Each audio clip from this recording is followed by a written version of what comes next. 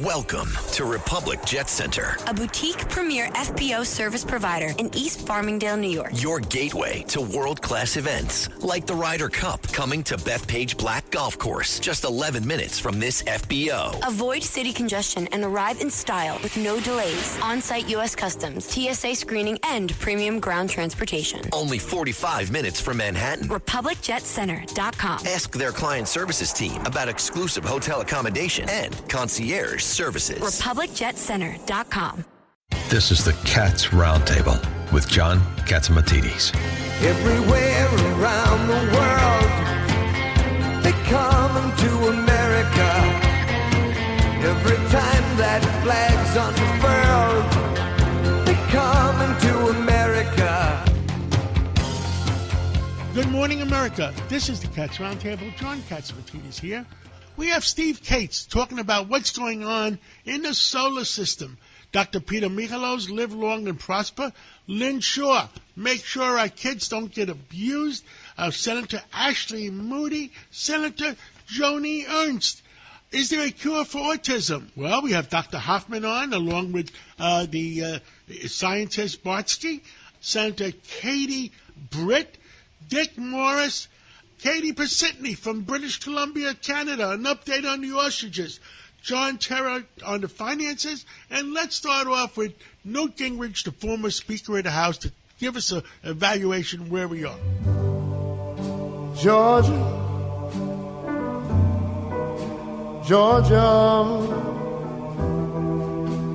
the whole day. With us this morning is the former Speaker of the House, Newt Gingrich. Are they ever going to make a deal to open up our country again? Well, you can't tell. I mean, the fact is the Democrats have deliberately designed a strategy to see if they can convince the Republicans and the country to cave and give them billions and billions of dollars to spend on health programs that aren't working. But what's fascinating, if you watch, Trump has now begun to systematically lay off people permanently. And what I think what Trump is gambling is that he can actually change the federal government dramatically during the shutdown, and he's willing to take the heat because, frankly, I mean, he's busy going to the Middle East to be part of a peace treaty signing that is astonishing. And he's got other big things he's doing, so he's not particularly bothered. Now, I think on October 15th, when pay for the military comes up, that's a different issue. And frankly, I think Republicans ought to consider passing a military pay bill and seeing if the Democrats are really prepared to pay to vote not to pay for the military. In the FAA, a lot of people in the FAA are staying home, and sooner or later we're going to have a problem with the airports. Well, you already do, because you already have a substantial slowdown. I saw one number where Secretary of Transportation Duffy said that they now have between a 25 and 50% late process because everything's just gradually getting gummed up. You know, and it might be that's the other group you'd want to pay. I mean, again, you could go through selectively and put together a reopen the most sensitive parts of government and see if the Democrats really have the guts to say no. Now, Newt, the way I understand it is this is the same bill the Democrats passed 4 times all over again. Oh, yeah. What's really disgusting is this is a totally clean bill. There are no Republican ideas, no conservative reforms. All it says is we're going to keep the government open and keep paying people until we get to middle of November. And that gives us all this time to work on getting the appropriations passed, to work on solving any health care problems. And the Democrats decided that they would hold it hostage and that they could win a fight in which they deliberately closed the federal government. And at America's New Majority Project, we did polling, and it was very clear that there were 2 things the American people felt strongly about. They did not want the government closed, and they did not want to have increased spending. And what happened was the Democrats picked a strategy which is a double negative. They were closing the government to get higher spending. And it's clear that, and I think the country's beginning to really realize this, the people who are keeping this government closed are the Senate Democrats led by Chuck Schumer. And my guess is that Trump will hold out as long as he needs to. What else? It looks like we got peace in the entire world, except we still got Russia and Ukraine open. Yeah, I know I should underestimate the scale of change in the Middle East that President Trump, really starting with his campaign and speeches in 2016, the hard work he did when he first became president. The challenge with Russia is going to be pretty simple. Putin is very stubborn and very determined. He believes that he can gradually wear down Ukraine and then he can gradually win. And so everything they say about negotiating currently is a lie. And the question is, and I'm watching President Trump actually sort of think this through. If we give them Tomahawk missiles, them being the Ukrainians, they will begin to reach so deeply into Russia that they will do real damage. They're producing about 4 million drones this year in Ukraine by itself. 4 million. Some of them can go out about 1,800 miles, and they've begun to really tear up the Russian oil supply line system, the refineries, et cetera, and to such a degree that there's now rationing of gasoline in Russia, which is a very big producer of oil. You think, so the question is, does the pain level get sufficiently high that Putin decides that it's just not worth doing? Or does he just continue? And the danger, which I think Trump understands better than most people, you cannot push Putin to such a degree that he decides out of desperation to turn to nuclear weapons. He almost mentioned it. Was it him that mentioned that that they're going to assume the Tomahawks are going to might have nuclear weapons on them? Yep. No. They were saying if we send Tomahawks, they might then go to tactical nuclear weapons to retaliate against Ukraine.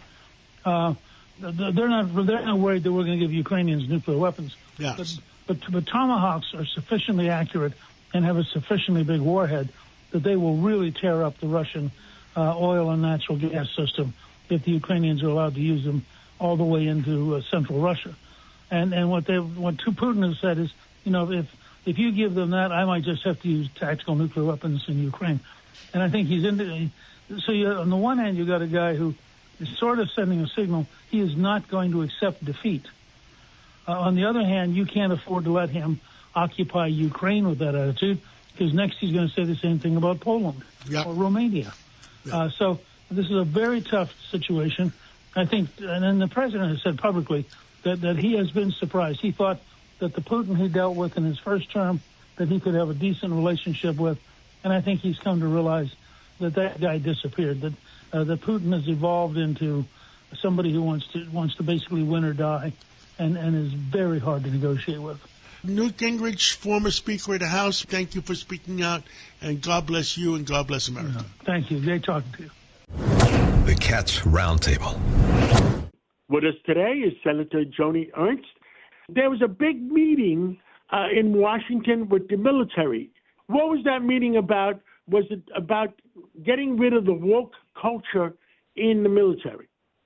Yes, absolutely. And this is what we saw the Secretary addressing, is that there is no more room for woke within the military. What we want to see are men and women being promoted based on their merit and their skills and abilities. And so he was addressing that. And one thing that I thought was interesting, too, is that the media was pushing was like, women are going to have to achieve the same physical standards as men.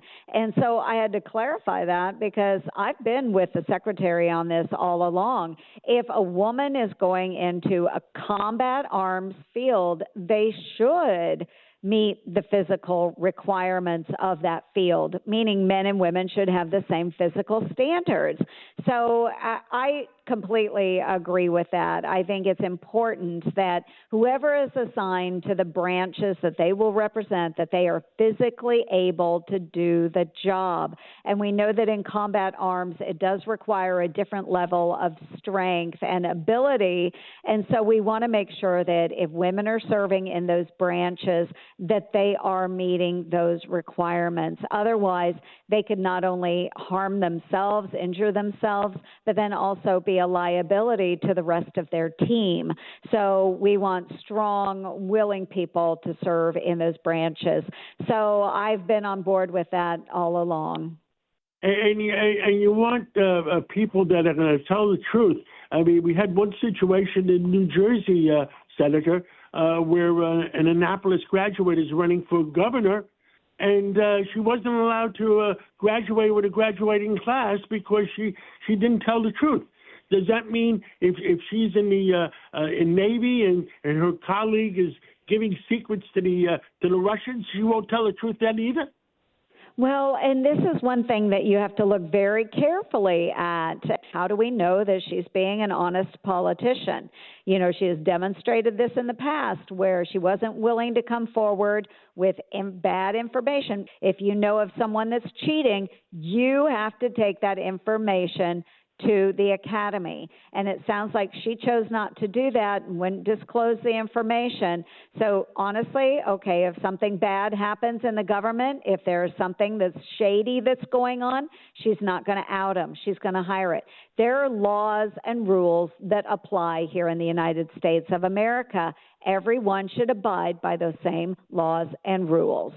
You had a big incident in Indiana, in Indiana. I'm losing track of things. Iowa. Your Yes. superintendent of schools. Well, how did they make him superintendent of schools if he was an illegal immigrant? Oh, my gosh. This one is hot right now in Iowa. We have a gentleman. His name is Dr. Ian Roberts.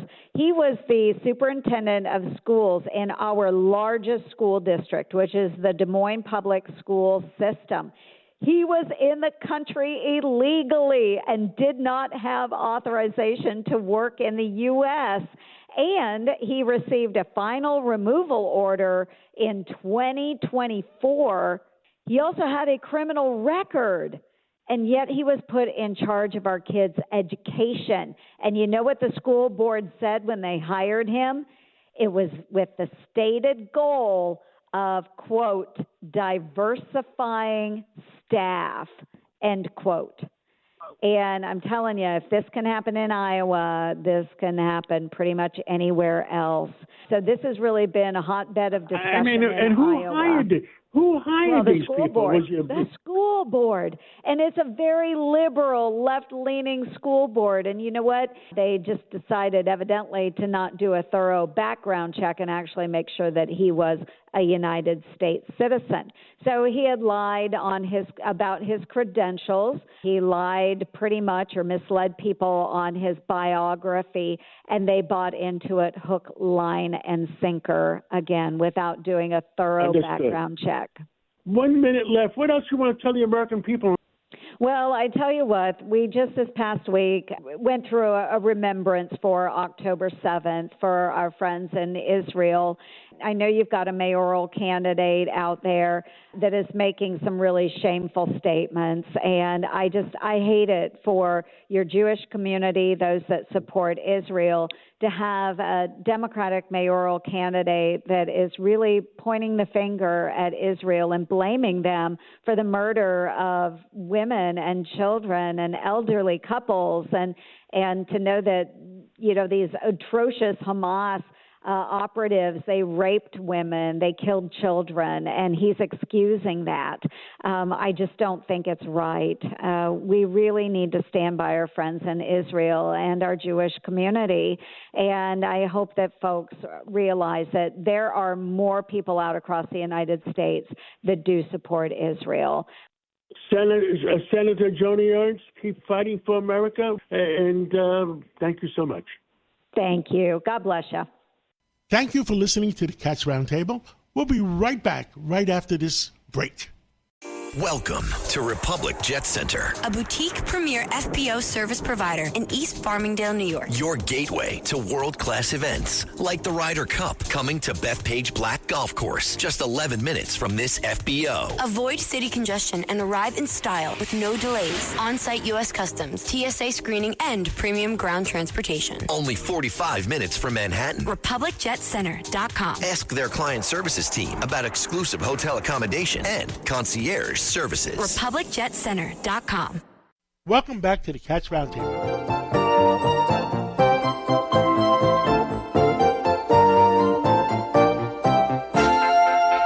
Live long and prosper. Dr. Peter Michalos will teach you how to do it. Well, Doctor, what's on your mind today? Well, today, John, we're going to talk about a very interesting topic related to longevity, because when you look at someone, one of the ways we assess someone's age and condition is the condition of their skin. And it turns out that the skin, which is the largest organ in our body, has a relationship with the gut. And it's called the gut-skin axis. And basically, external skin condition is a reflection of what's going on in our gut. And there's a strong connection between gut health and skin health. And basically what we find is that if you notice, when you eat something bad or you have an allergic reaction, where do you get the breakout? You get the breakout on the surface of your skin, whether it's a rash, whether it's pimples. So when you have gut dysbiosis, which means a abnormal bacterial balance inside your gut, it shows up in your skin, and even certain foods. So we now know that even in acne, there's a certain bacteria that start overgrowing and plug up the oil glands, and we see that in 12 to 24-year-olds who get acne. And one of the treatments is actually minocycline, which is an antibiotic, and you're not really doing it to kill all the bacteria, but it does is suppresses some of the bad bacteria that are known to aggravate acne. And another side effect is that it also alters the viscosity of the oil, so it's a chemical way of unplugging the pimples. So skin is very important, and it turns out that anything that we eat, like a lot of sugar and a lot of fatty foods, they cause breakouts of the skin, and teenagers know this, and a lot of people know they have more breakouts in the skin. Also in autoimmune disease, a lot of people who have bowel disease, they also have skin outbreaks, like psoriasis is more common in people who have irritable bowel syndrome and various diseases that affect the gut. So things like acne, eczema, psoriasis, and they're all associated with also things that you eat and in the gut. And also, if you have a healthy gut, you better absorb the good nutrients. And the good nutrients help our skin, like the vitamin C, vitamin D. And that's why it's important to try to avoid excess sugar, eat lean proteins, healthy fats, and the foods we eat. Things that are good for our skin are things that are probiotics and prebiotics. Prebiotics are the foods, the things that feed the good bacteria, like yogurt, kefir, things that are kimchi, and things that are fermented food, even sauerkraut. You know, sometimes when you go to a ball game, throw on that extra sauerkraut on your hot dog, because that sauerkraut turns out to be a very good prebiotic. The bacteria love that. But as far as our skin is concerned, stress and even not washing your clothes with very harsh soaps, because guess what? When those harsh soaps are on your clothes, it kills some of the good bacteria on our skin. And we get our first set of bacteria from the time we're birthed. When we give birth and our mom gives us birth, if our mother's eating healthy foods and has a healthy microbiome, that gets transferred into our skin microbiome. And even our shower water, the water that hits our skin, if you have a lot of chlorine or heavy metals, for example, in some countries in South America, like Uruguay, that has a lot of heavy metals in the water, like lead, a lot of heavy metals can be absorbed through our largest organ, now, the skin. New York City has chlorine in the water, I understand? Is Yes. that the latest report that we got? I know we had fluoride. Now, besides the fluoride, we have chloride? Well, we have chlorine, just like we chlorinate pools. We chlorinate, it's not high dose, but there is chlorine in the city water and tap waters throughout the United States, because that's what disinfects it, to kill a bacteria. The issue and the concern is, and something I'm looking into, is long-term ingesting that chlorine, and what does it do to the good bacteria in our intestine, and how it alters the gut, and whether it's probably better if we have access to natural spring water that isn't chlorinated. But of course, it's important that we have clean water, so we will continue to use it, but it's something that we have to think about. That's why it's important probably to have a good probiotic and have a good diet that feeds the good bacteria. And also, many people... Now, so when you drink regular city water or whatever, wherever there's fluoride and chloride, it might kill some of the good bacteria in your stomach? Well, the fluoride just strengthens the enamel. That's why they do it for dental health and dental decay. But it's such a small micro amount, and some of the studies where they said it was bad were in other countries where the levels were much higher. What we're talking about is the chloride that kills bacteria and disinfect things, just like in processed food where they put preservatives so that you don't get bacterial growth. The problem is when you inject it in your intestine, some of it will also affect the growth of some of the good bacteria. So finding that balance is extremely important with our skin. Well, Dr. Peter Michalos, thank you so much for coming on. Absolutely, John, and thank you for giving us the microphone to get the truth out every week. The Cats Roundtable. With us today is Senator Ashley Moody from the state of Florida. Senator Moody, some people are attacking our ICE agents in Portland, in Chicago. And it's being attacked by a group named Antifa. Who is Antifa? Have we figured this out? Yes, great to be with you, and thank you so much for inviting me this morning. I think people keep referring to attacks on ICE. It's broader than that. There are organized efforts to not just attack or threaten attacks on ICE members or their families, which in many instances people are advocating, sharing information and exposing who they are so people can make these threats online. And that is very serious. But know that there are other federal law enforcement agents that are assisting in some of these cities to enforce federal laws, whether that's drug laws or,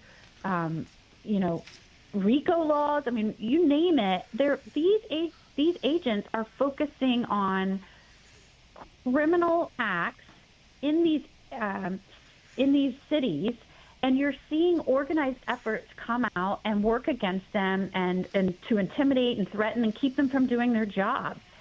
And by the way, when a governor like Pritzker or a mayor like Brandon Johnson comes out and presents federal agents coming into a city trying to make it safer, doing their jobs and uses rhetoric like war or invasion or that they're coming here to cause violence, that is nothing but inciting violence. And I really hope that people take notice of that. That is dangerous for law enforcement officers. I can tell you, I'm the wife of a law enforcement officer. It terrifies me that you have Americans calling for the intimidation or threat to law enforcement. And I think what President Trump is trying to say, look, a lot of this is organized. And just recently he came out and designated Antifa as a terrorist threat. Antifa is a organization, really kind of an anarchist organization that explicitly calls for the overthrow of the United States government and its law enforcement, its authorities, its system of law. And so, Senator, is somebody paying them? I think that there have been allegations that many of these organizations have gone well beyond grassroots kind of political or policy organizations, that they are now being structured in a way to really create chaos, generate riots, advocate for threats, intimidation of law enforcement. And there have been allegations that funding is coming from different groups, and I believe, from what I could glean from some of the hearings that I've been in, that this has been looking into. I think that it needs to be looked into because you see the chaos that it is causing in different cities. And, President Trump is like, this is enough. I mean, how long are we going to keep turning our heads to a group that explicitly says they want to overthrow our government? That can't go on. No, it can't go on. And as it plays out, he's got to assist in areas that need protection of federal buildings, protection of federal agents so that they can do their jobs and not just restore order, but carry out the enforcement of federal laws. And that really is the premise that we created this country under, which is we're going to live as a free people under laws that we all decide with our elected representatives. There's a group of good men and women in law enforcement that help us enforce those. And right now you're seeing kind of a subversive group that's pushing back. Senator Moody, there's word around that it's possibly some foreign money being interchanged into that Antifa group. I mean, have you heard anything from your end? I think that all of the organizational structure and support and where that is coming from is being looked into. I do hear allegations, but what I will tell you is the aspect of what they're doing is serving our foreign adversaries' interests, right? It is, causing chaos and disorder in many of our cities and states. I said that publicly at hearings the other day. I think that our foreign adversaries are very happy to let some of these leaders like Pritzker and others, do their jobs for them and create obstruction to our law enforcement officers. It's just insane that we're having these discussions when, in fact, they are working against the very structure this country was founded on, and that is a rule of law with good men and women that just do their jobs and enforce the law on behalf of the people. And it's just really incredible to me that you have the rhetoric coming out of some of these Democratic leaders that is causing a lot of the violence that we're seeing around this nation. Senator Ashley Moody, thank you so much for how hard you work, and God bless you and God bless America. Great to be with you. Thank you for listening to the Cats Roundtable. We'll be right back right after this break. Welcome back to the Cats Roundtable. If you ever miss a segment or want to hear it again, go to WABCRadio.com, go to podcasts, go to minicast, and play back your favorite segment.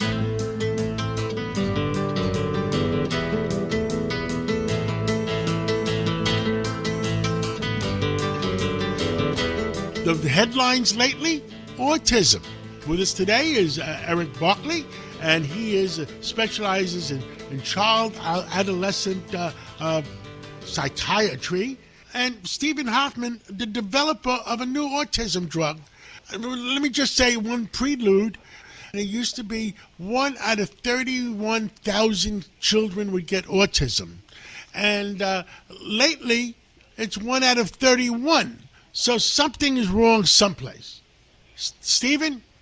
Yes, well, basically, just the 3 seconds of backstory is I made my career in biotech, in cancer. I was the CEO of a publicly traded cancer company or oncology company on the NASDAQ for about 7-8 years.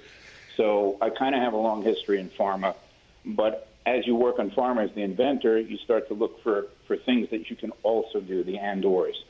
And in my case, I was extremely disturbed by autism. I looked at it. I looked at the fact that nobody had anything for it. And when I spoke to people at bigger pharma companies, they said they didn't know what to look for. In other words, they couldn't find a target. It seemed like there were so many differentiated symptoms, and there was a heterogeneity to the disease. So I started to look at it and try to see if I could codify it more cleverly. And after I studied it for a while, I realized it was very simple. The problem was, how do you fix it? The simplicity is it's fight or flight. It's what we know as fight or flight. That isn't two different things. That means you have way too much norepinephrine, sometimes too much epinephrine, and all that is produced by your body and the brain and the adrenal glands, etc. And I found a way to get through the blood-brain barrier, which was not a difficult problem because I worked with that as well, treating brain tumors and things, and found a way to interdict the overexpression of things presynaptically, a tyrosine model that turned into these things downstream. And not only was I able to interdict it, but I was able to do so in a way that normalized it. So we came up with something called DL-methyl alpha-paratyrosine, and I could get into the science of that, but what I prefer to get into is we call it L179. And I would really like to hand this over to Eric to explain, what he's seeing with it, and then hopefully explain to you where we'd like to go with it. But it's ready. It's ready to go forward. I mean, it works. Where does it stand at the FDA? So we've passed phase 2A and phase 2B, and we are planning phase 3, which is the large study that you have to get large numbers before and show positive results before the FDA will approve the drug. The issue is, despite getting fast-track status, we need to, like you said in the beginning, we need to get warp speed going on this because Mr. Kennedy has made it a mission statement to get treatments out for autism, and we have something that no other drug can do. In my 30 years of practicing child psychiatry, I have never seen a medication change people's lives with autism as I have personally with this drug. It has given hope, John, where people had none. So we need Mr. Kennedy's help to work with us and the FDA to accelerate this process. And how long does the process usually take? And where are you on it now? And tell us about the progress in some of the kids that you've given it to. So I'm going to give you 2 vignettes that won't take too long. An 18-year-old who was nonverbal, classically autistic, banging his head in my office and had a bruise from the forehead. After 4 weeks, only 4 weeks of treatment, his mom brought him in for that visit crying. First of all, he stopped banging his head. The bruise was gone. Secondly, he was able to hug his mother and have her hug him back for the first time in his life. And then lastly, this was a nonverbal kid.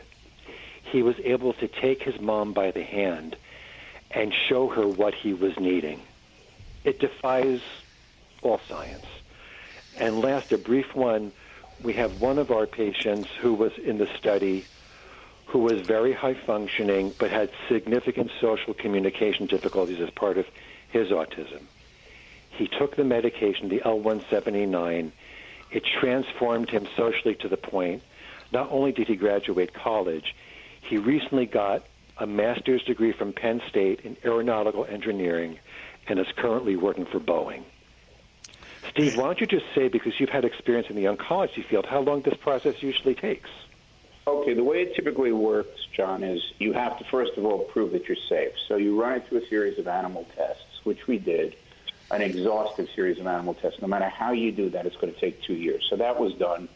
Then you run through what's called a phase 1 trial, which is a safety trial. You go through that in human beings. In our particular case, we did it in the population of autistic children. And right out of the safety trial, we saw these transitions that were extraordinary. I mean, beyond extraordinary. There are other kids that took it in our safety trial that are going into college now that are doing all kinds of other stuff. Then after that, we went into a phase 2A, which was designed, collegially with the FDA. This was pre-COVID. And we reported that trial. It took us a couple of years to really get 100% of everything once you clean up the data, et cetera. And they looked at it and said, oh, my God, and gave us fast track, which was really a wonderful response. Then they gave us a 2B trial to do. They gave us a specific design. We did the 2B trial. That took us quite a while to complete because COVID interdicted the middle of it.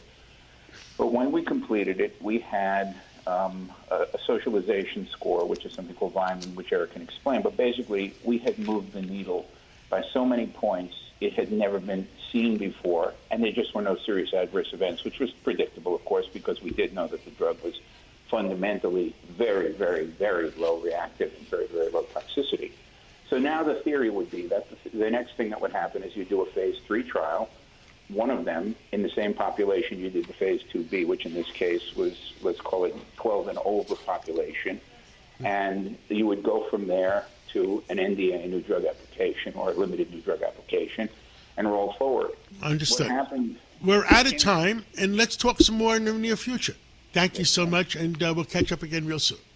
Thank you so much, John. We can't thank you enough for the opportunity. Take care. The Cats Roundtable.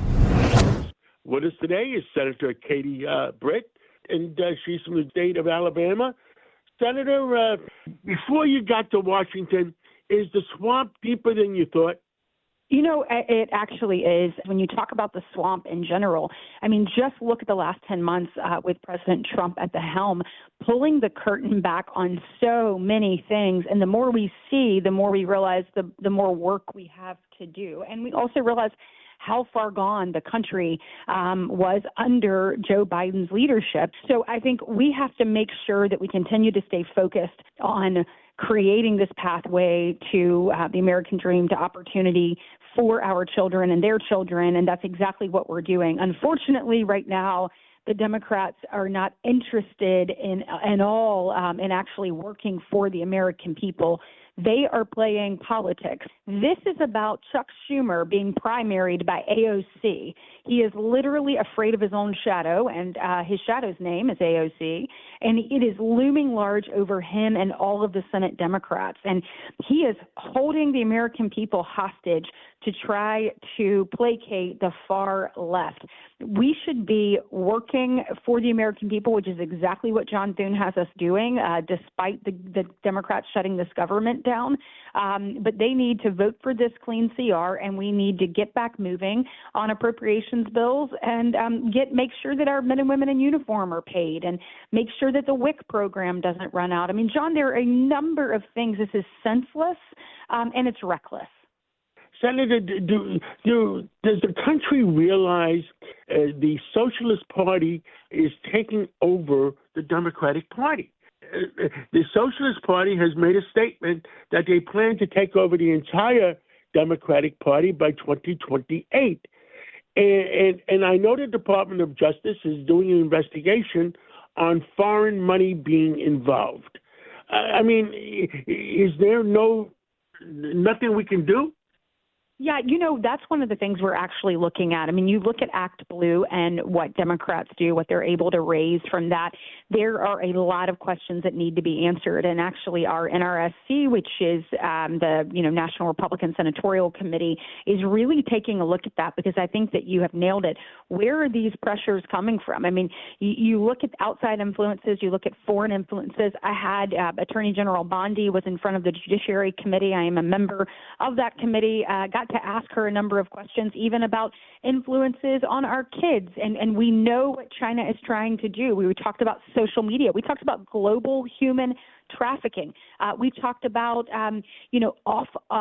offshore gaming and targeting our young people, getting them addicted. We also talked about Chinese vapes, illegal Chinese vapes. I mean, so they're coming at us from every angle, whether it is financially. I mean, you look at, we've got to get to the bottom. I mean, look at what happened to Charlie Kirk, that devastating moment. And we need to get to the bottom. I have asked the questions. I asked the FBI director.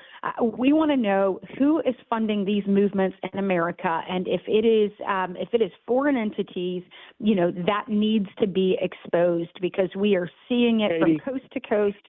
And we're seeing it with our kids, and we have to do more. I don't know what's going to happen. I pray for New York. I pray for America because what's happening in New York, Senator, is that the fact is the state Senate, the state assembly, and the governor has just about kissed the ring of the Socialist Party, and we're going to lose not only the city, we're going to lose the state. Here you have someone that's running for mayor who, all the Democrats are coalescing behind who can't even condemn Antifa. And you have New York that has been just a beacon of hope and American entrepreneurship and, a city where capitalism thrives and a socialist mayor that is literally going to not only drive out the businesses, but drive out the people and drive out the opportunity. And it is a sad day because obviously New York City is something that all of us hold dear and the United States is proud of. And so we need everybody there in New York to step up and to help make sure that somebody with his thought process is not in charge. Senator, thank you for everything you've done and continue to speak out for all America. And God bless you and God bless America. And let's catch up again real soon. You got it. God bless. Thank you for listening to the Cats Roundtable. We'll be right back right after this break. This episode is brought to you by LinkedIn. Psst, healthcare pros, word's out, and it's too good to keep quiet. Look, LinkedIn is revolutionizing job hunting, making it possible to search by specialty, shift preference, and salary. Endless scrolling is out. Whether it's a mental health therapist or dental hygienist, finding the perfect role is faster and easier than ever. Head to linkedin.com/healthcare and start your search today. Welcome back to the Cats Roundtable.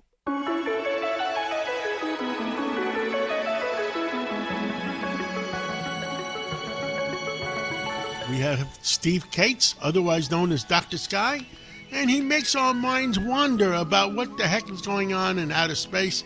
Well, Steve, where do we start this morning? Well, good morning, John. We talk about what's in the news. Comet 3I Atlas, this interstellar comet, is really taking the news by storm. What is it? Well, it's the third interstellar comet, John, that we've ever discovered. We know it came from beyond the sun, thus from another star system. But all the concern that people have in the media, some say that it's an alien spaceship.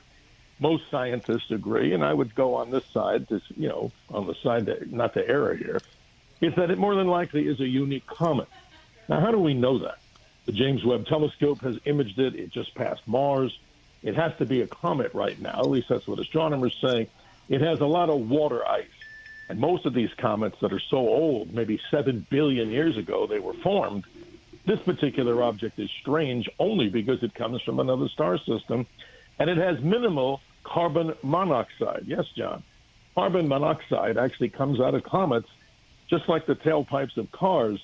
But to put this away and kind of put it hopefully away, I'd say majority of astronomers believe it's not an alien spaceship, but yet the beat goes on. It gets closest to the sun, never comes close to the Earth by October the 29th. It's an amazing comet, and I still consider it a quality I just think the word comet alone, how they travel through the solar system, travel through the galaxy, that it's mind-boggling.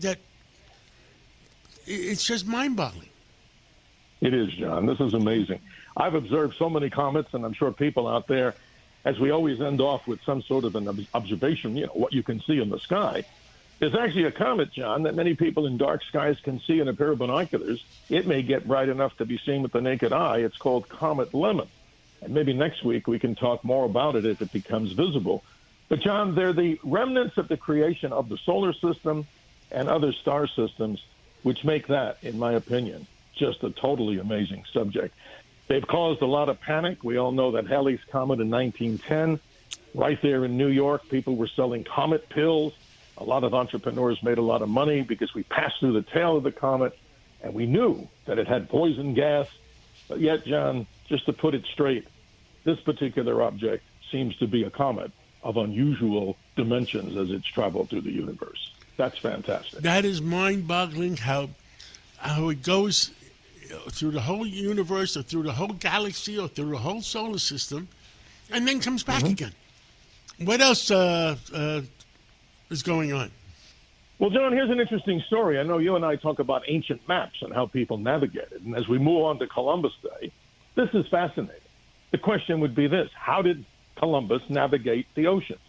What did he use? Especially because they kept telling him that the Earth was flat. Absolutely. And he was wrong in one assessment because when he sailed in his journeys, they made these 3 or 4 journeys across the ocean to find, quote, the New World. But here's the deal. Even when he sailed away, he might have thought he was headed to Asia because the maps were so, really not as accurate, of course, as today. But here's how he basically navigated. They used magnetic compasses. They used things that were primitive sextants. They called them astrolabes and quadrants. Now, John, this gets really technical, but the simplistic thing that Columbus knew that many people didn't, he knew that if he sailed south toward the Canary Islands, there's a special area on the Earth where the winds blow strongly from the east, pushing thus his particular craft, the other 2, across the ocean. And it was the design of the hulls on his ship and the structure of the sails that helped him to basically slide, as they would use the word, or glide over the ocean with less resistance. So he used and had some knowledge, we don't know how, of being able to utilize winds that many people thought never existed. So by traveling south to the Canary Islands and then capturing these winds with his technical sails and the hull and design of those 3 ships, that helped him cruise. But still, John, they didn't know exactly where they were headed. They thought they might have been in Asia when they were over in Hispaniola, and allegedly they landed in some of the islands near the Bahamas, and the rest of the story goes into history. Thank you so much, and we'll catch up again soon. Have a great Sunday, and thank you to the listeners. With us today is Lynn Shaw, Lynn's Warriors. She's out there to help our children live a better life. Lynn, give us an update. John, we have to talk about boys because I've been giving it a lot of thought. We traditionally, in all of this exploitation and feelings and kids and parents, we focus a lot, and we have studies to back this up, on girls and young women. Let's talk about our boys and young men right now, because right now I'm hearing a lot of these two words, John, toxic masculinity. I'm hearing it in Washington. I'm hearing it, online. People are using this. What does that mean, toxic masculinity? We're missing the real crisis here. It's culture itself, I think, is toxic for boys because we're talking about, we've had these spate of shootings with young men lately. We have those Tate brothers, those big influencers online for boys and young men, and we're automatically putting them in this category, which to me says we're failing our boys. That is part of our family structure. I mean, you got to follow the thread here. Listen, during COVID, when everybody was thrown, all the kids on computers and things like that, they were isolated. And the boys especially were finding, in the gaming and all that, they thought they were finding like-minded friends and guys to look up to, but they were finding a toxic culture. And they were losing, I dare say, moral direction and their purpose and identity. And we had the rise of what is now called, John, incel culture. Incel culture, it's online rage groups, and male loneliness is the number one reason why we have that. So what's going on here? How are we going to deal with this? We have to, in America right now, we need men to step up with our boys and really listen to them, take them on, mentor them, talk to them, and we have to get them away from this kind of rageful feeling that they're all having, because right now we are seeing the effects that started about 5 years ago play out now. Our boys are growing up, a large percentage, and again, John, everything I say is based, there's always a study or two behind me, they are not liking, actually they're hating, those are the words they use in the studies, hating girls and women.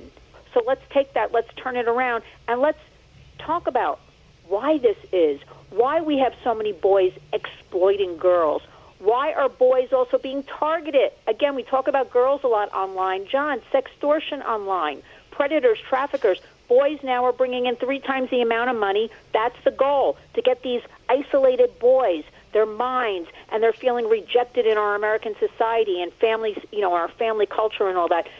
They're sextorting them, and they're trying to get money out of them. We cannot allow our young men in America to be manipulated by strangers. This is what's happening, and I could go on and on about this subject because it's a very big subject that demands, it's really a crisis in America that few, John, are talking about. I think you're doing a great job making parents and grandparents more aware of what's going on in our country, and I thank you for it. Well, John, thank you, but we have to get our boys away from consuming media that glorifies horrible aggression, anti-woman girl sentiment, and we've got to talk to the kids open and honestly because everybody's online. So big tech entertainment platforms, they're just interested in monetizing. Our kids are eyeballs for them. Our kids mean money for them. Our kids are the product. It is up to us to be that warrior. That is why I formed Lynn's Warriors. I want each of us in our own homes and communities to step up. Number one thing, raising awareness. And then knowing, go to lynswarriors.org, get the resource page to take actions. We do all the work for you, but you have to know what's going on, and then you have to, really, we have to honor our precious kids. John, we got to sit them down, we got to talk to them, but we also have to listen. We have to put ourselves, let them talk. Let them explain to us what's going on. Let them open up. But right now, we really do have a crisis with young men. They think it's, we've heard over the years, John, man up, right? Be a man, all that kind of stuff. So they're afraid. They're embarrassed to come forward. They're afraid with their feelings. 2025, different country, different world, John. Time to give our boys, this open forum to really come forth with their feelings and let them tell us what they're missing. But that being said, John, we need men to step up to mentor our boys and young men. Lynn Shaw, thank you for speaking out. Thank you so much for what you do. Thanks a lot, John. Thank you. The Cats Roundtable. Let's go to British Columbia, Canada, and get an update. What's going on with the ostriches? Katie Pasitny, are you there? I am here. Thank you, John. Again, it's been an emotional roller coaster. We have Canadian Food Inspection Agency still sitting on our property while we're waiting for Supreme Court of Canada to make the decision if they'll hear our case. Yet they still have control of our property, control of our animals. We are not allowed to feed our animals. We're not allowed to care for our animals, treat our animals. That has resulted in a death of one of our ostriches that they flipped over a fence twice with their police drones on the Monday that they arrived. They were lying to us about administering electrolytes to her, so she died dehydrated and alone. It is animal cruelty, and they need to be brought to justice. And we need to see them being held accountable for their actions. And this is very important. We are asking the Canadian Food Inspection Agency for a count on our animals. We have every reason to believe that they've been killing our animals and taking their blood for vaccination purposes behind our back. That is speculation, but how do you trust an organization that completely lies to you on an ongoing basis? And so we are begging, and pleading, and we've done with President Trump to just, this is such a big international issue. This is a global possibility of innovative science and therapeutics that can help our children and grandchildren survive in a healthy way for decades to come, generations to come. And organizations like this in Canada definitely should not have this much power. The fact is that they should be at least held responsible to the premier of your province. Yes. And they're not accountable to anybody except the World Health Organization? That's right. And these are the World Health Organization, United Nations and the nations, and the One Health agenda. We need to really start to explore this, because as long as they're allowed to operate within our countries, they're destroying our countries. And Big Pharma had the opportunity to come in here as well and do something great with these antibodies for therapeutic research, but instead we're trying to get rid of them. And that means kill and murder all these prehistoric, beautiful animals that have survived millions of years on this planet. And we want to eradicate them because it's opportunity. And that would be taking away from Big Pharma's mandate of push of becoming reliant on vaccinations, which just make them more money. Right, it comes down to whom do you trust, and I guess the CFIA has become an untrustable Canadian organization. Thank you so much, Katie, and we'll catch up with you again real soon. Thank you, John. I appreciate you as always and your advocacy for animals.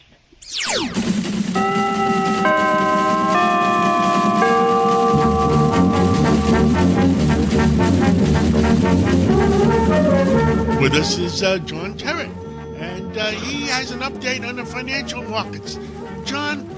Well, last week was dominated by the ongoing government shutdown, of course, Wall Street ignoring it for most of the week. There was also that extraordinary achievement by President Trump regarding the Middle East, which I think boosted sentiment a little bit. Company news, Delta Airlines say that premium seating sales are likely to outweigh economy seat sales as early as the first part of 2026. That's the first time that's happened since COVID. Tesla introduced the cheaper Model Y at last, though it is launching into a crowded market, particularly in Europe. PepsiCo, which is based upstate in New York, beat with their latest set of earnings thanks to international sales. David Ellison, the boss of Skydance CBS, refused to answer questions in any way, shape, or form at a conference in California this week about whether his company is thinking or planning to or really moving to take over Warner Brothers Discovery.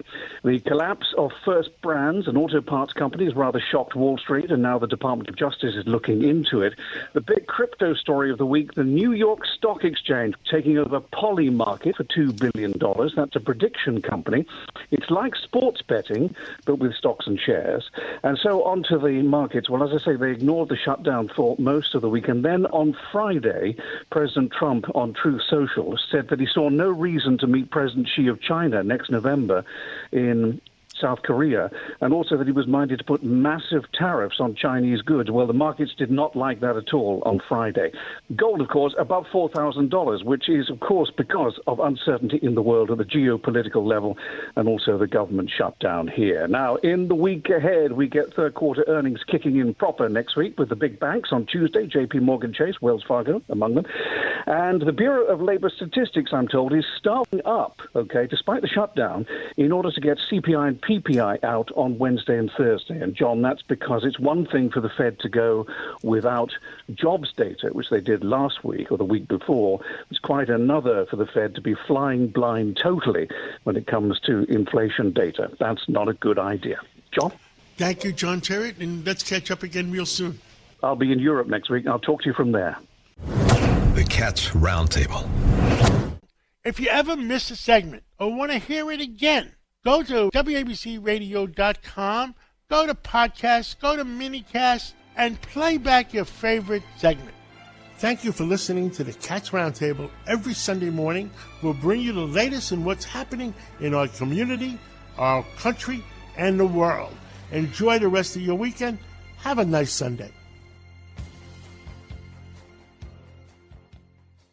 The following is a paid political announcement. Lifelong Democrat Diana Florence served for 25 years as a Manhattan prosecutor under DA Robert Morgenthau. She put criminals away, stood up for victims, and protected our streets. Now, Diana is challenging failed Manhattan DA Alvin Bragg as an independent because it's time for a DA who fights for our families, not criminals. That's why Diana has won the support of organized labor like the steamfitters, plumbers, and ironworkers, everyday New Yorkers who want a DA they can trust. Manhattan needs a DA who will do the job, prosecute crime. That's Diana Florence. Under Alvin Bragg, crime is up and prosecutions are down. Bragg doesn't prosecute crime. He plays partisan politics. Bragg failed to protect women and failed to protect workers. As a prosecutor, Diana Florence won groundbreaking convictions, fighting against corruption, domestic violence, wage theft, and daily working conditions. She's always been a partner of unions, community groups, and to cops like us. For Manhattan District Attorney, vote for Diana Florence. Diana4DA.com. Paid for by Diana for Manhattan DA. Welcome to Republic Jet Center, a boutique premier FBO service provider in East Farmingdale, New York. Your gateway to world-class events like the Ryder Cup, coming to Bethpage Black Golf Course, just 11 minutes from this FBO. Avoid city congestion and arrive in style with no delays. On-site U.S. Customs, TSA screening, and premium ground transportation. Only 45 minutes from Manhattan. RepublicJetCenter.com. Ask their client services team about exclusive hotel accommodation and concierge services. RepublicJetCenter.com.